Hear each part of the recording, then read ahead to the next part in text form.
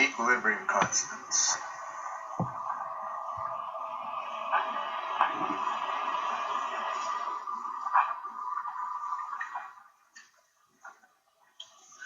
Equilibrium constants comes about because if the concentrations doesn't change once it reaches equilibrium, the ratio of the products to the ratio of the products to reactants should remain constant, no matter what your starting amounts are. The ratio will turn into a constant. This is constant because it is called KEQ. K because at the time that this is discovered, all the good chemists were German, and K is the first letter for constant. EQ is equilibrium, so that means constant for equilibrium or equilibrium constant. It's based on concentrations, and concentrations is shown by square bracket. So you put a square bracket around some compound or formula, and you'll get concentrations. So this means so much molar, concentration of. So concentration of NaCl. And it's expressed in molarity, so that would be the concentration in NaCl equals, say, 0.4 molar. Since the concentrations doesn't change, we put those into the formula, so that's where we get that from. The expression, equilibrium expressions, will have multiplication only. Only multiplication, because it's based on rate, and rate is based on collisions. If you double the number of particles, you double the number of collisions, so you double the rate. 3 times the particles, 3 times the collisions, 3 times the rate. So everything's multiplied 5 times, 6 times, whatever the ratio is. So you're only going to have multiplication in your expressions, and as a extension of that, powers, because all the power is 2 numbers multiplied together, or 3 numbers is the third power.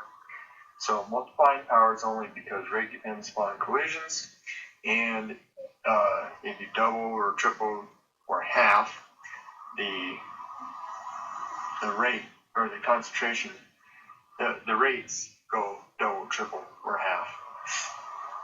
So how do you write the expression? It's KEQ is equal to the concentration of the products over the concentration of the reactants.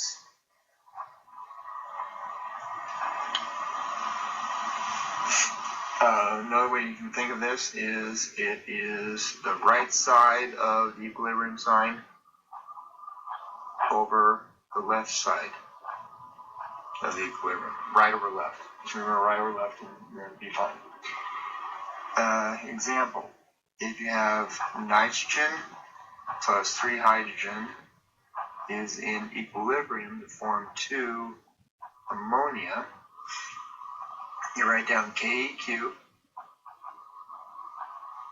equals a fraction bar, right over left. Now, how many NH3s do you have? 2 of them. So that's really NH3 plus NH3, or we're not adding anymore. We are going to multiply. So that's NH3 times NH3, which is NH3 square bracket, means concentration squared. That's the right side. We're right over left and square brackets, and if you have a coefficient, that turns into an exponent. On the bottom, you have the left-hand side of the equilibrium sign. The first thing you have is concentration of N2 times the concentration of H2 to the third power. Add is bad. It's a new thing I got. I steal it. Add is bad, so you don't do it. The greatest temptation, the thing that people do poorly on in this activity is putting the plus sign, just copying down the entire left side. No, you omit, you don't do plus sign. Add is bad. The only thing you can put in is things that can change concentrations. That's the only thing we're interested in. So if you have anything that's solid or liquid written in the formula, you ignore it. So if you have something like iron, iron's a solid. So if it's a solid, you ignore it. You put in 1 or just ignore it totally. Pure water, H2O. Water's a liquid. You ignore it. So if you see these two, you ignore. You don't write them in the formula. The only things you will use is something like H2 if it's a gas, or something like NaCl if it's aqueous. So these you use. I will only put in S's and L's when needed. You can assume it's a gas or AQ otherwise. So you ignore pure solids and liquids, but you do use gases and aqueous. An example of this would be FeCl3 plus 3 NaOH in equilibrium with F iron trihydroxide, which is a solid, plus 3 NaCl. This is the way I would write it on a quiz or a test. I think most of the time your textbook would do something like this with an AQ, meaning these are solutions, which means you can add or take away some salt or other contents. So, to write the KEQ expression, you have, ignore the FeOH3 solid, you just kind of put a line to it, doesn't need it. NaCl to the third power, FeCl3 times NaOH to the third power. So that would be an expression. If everything cancels out on the top and the bottom, just put a 1 there. If it's on the bottom, 1 on the bottom, 1 for a denominator, you can ignore it. Calculations. You can have a calculation where you start off with the formula, the things, and then you're given additionally some concentrations. And these are equilibrium concentrations. If it's not in equilibrium, you cannot use them. So given equilibrium concentrations, let's say in this case we have NaCl concentration is 2 molar,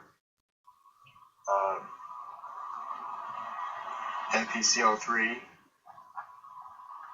is 5 molar, and NaOH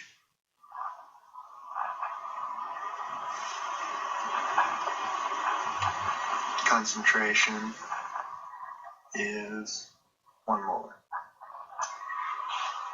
So all you do is you substitute in for the KEQ expression, and the question is find KEQ. Well, you're trying to find KEQ, so KEQ equals 2 to the third, whatever the FeCl3 is, which is 5, times 1 to the third. You do the math and you get 8/5, which is 1.6. Now, what's the label on this? Well, it's a ratio. Pi is a ratio. What's the label on pi? There is no pi. There is no label on pi. So, with these constants, since they are ratios, considered to be ratios, you do not use a label for them. So, they're just pure numbers. An extra credit type problem might be, you know the KEQ is some number, say 10.8, and the NaCl concentration is 2 molar. The FeCl3 concentration is 5 molar. Question is, find the NaOH concentration.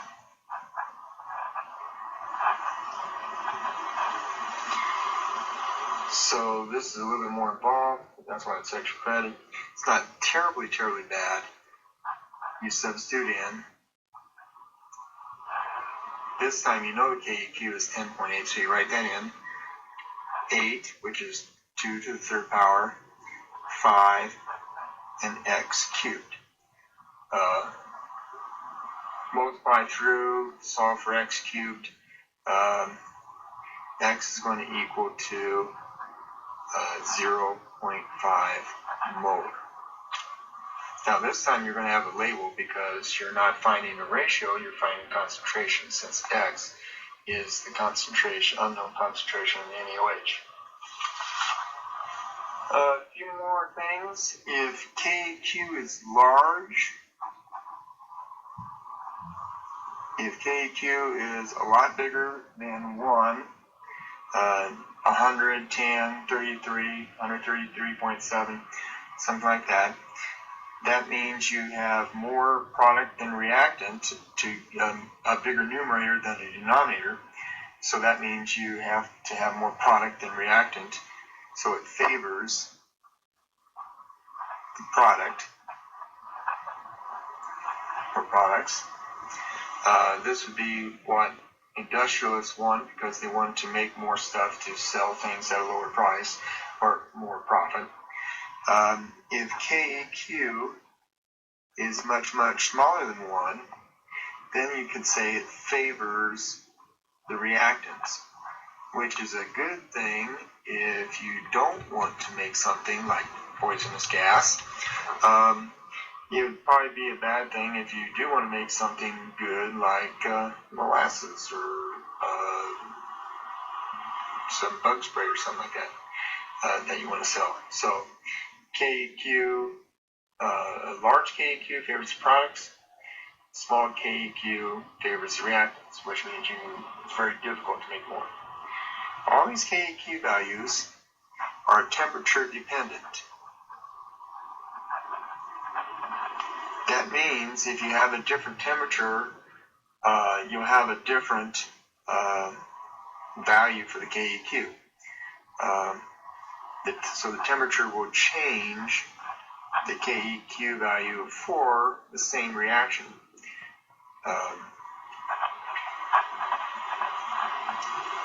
So you have to remember that when you're doing experiments and such. A lot of times the problems will say something at 25 degrees Celsius, then we get situations. You don't use that 25 degrees Celsius, it's just there as a marker till you're at one temperature, and you don't need to worry about anything like that. So I would keep in mind that the KEQ depends on what type of reaction it is and at what temperature the reaction is. Remember, if you have higher temperature, you have more collisions. You have more collisions, that means you have a higher rate. So it could be that if you raise the temperature, you get more product. Many times that is the case, sometimes it is not. So that concludes this lesson.